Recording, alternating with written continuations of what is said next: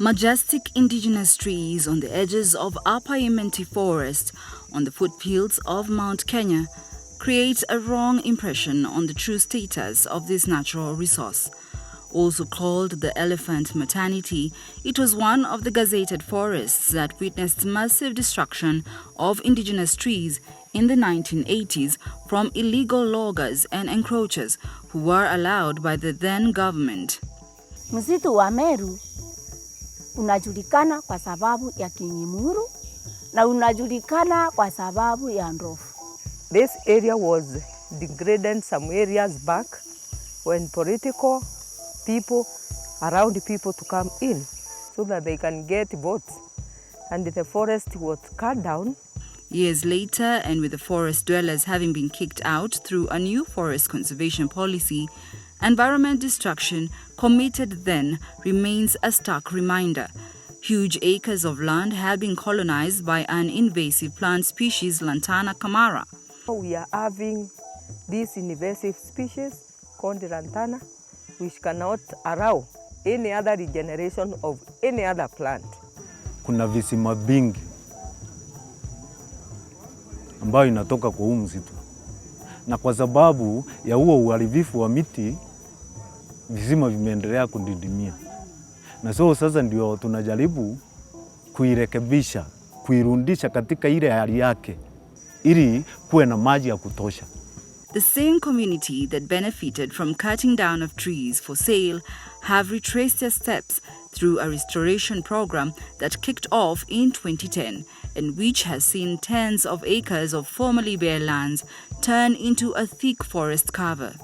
The partnership between Kenya Forest Service and Community Forest Association CFA entails a concept referred to as tree establishment and livelihood improvement scheme, where farmers are allowed to grow crops in the forest as they plant and take care of the tree seedlings. Ai tutethekete muno nontu mwekuru ejane nkero munda jwa weja juju urime munda juju utemukuru kejera rutera kwere munda ne jwa kwarimite utendia ndiro arimite munda ne jwa mukuru tuithera twina thina no urime no gaketha gakurukia nyumba karega kubiria lakini tukirima eji thirikari eji tugwira gwa muno na tukona mantu ja manene na ja mathongo. Terrace means tree establishment and livelihood improvement. So community members who are the CFA members are allocated a plot so that they can clear, uproot, plant trees and also plant their own crops. Wakati tunaweka msitu ikiwa healthy, tunai-rehabilitate, inakuwa na miti mingi, tuna-rehabilitate catchment areas. Sasa naye in turn ndio tunakuwa na healthy people. Watakuwa na hewa safi, watakuwa na maji safi, na bado watakuwa na vitu yenye watakuwa nasaidika naye kwa msitu kama matunda, kama mboga.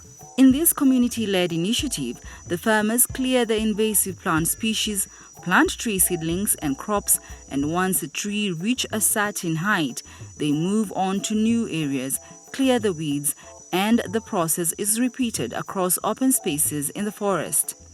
We are identifying some area to do the rehabilitation, and then that area is where we are putting up solar fence to protect our community because we don't want any human-wildlife conflict.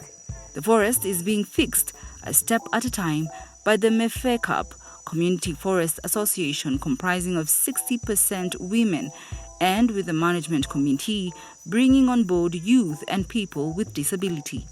Things can be turned around when community members are given information, they organize themselves and they get the resources to enable them do this. For sustainability of the restoration program, measures have been put in place through establishment of ecotourism program, beekeeping and carbon credits. This ensures long-term benefits in form of forest user rights once shamba system is eventually phased out. So our future is, we are wanting, if we can be around, the trees we are planted, they can be counted for carbon credit. That will be a long-term income. There is another income we are calling nature-based enterprises like beekeeping. If we keep beehives in this forest, we will be having honey to sell, to consume in our homestead, and also those beehives will be like protection measures. Hii camp nataka kuiwacha kama imekamilika na nione ya kwamba imeanza kugenerate something ile inaweza inua maisha ya community ya hawa watu wa CFA ama members wa CFA. The community through the CFA remains optimistic that in a matter of time, Imenti Forest will regain its former status and the elephants will no longer be inconvenienced as they choose a favorable site to bring forth a life. Kwa hivyo lazima tutunze wanyama, tutunze misitu ili na sisi tufaidike.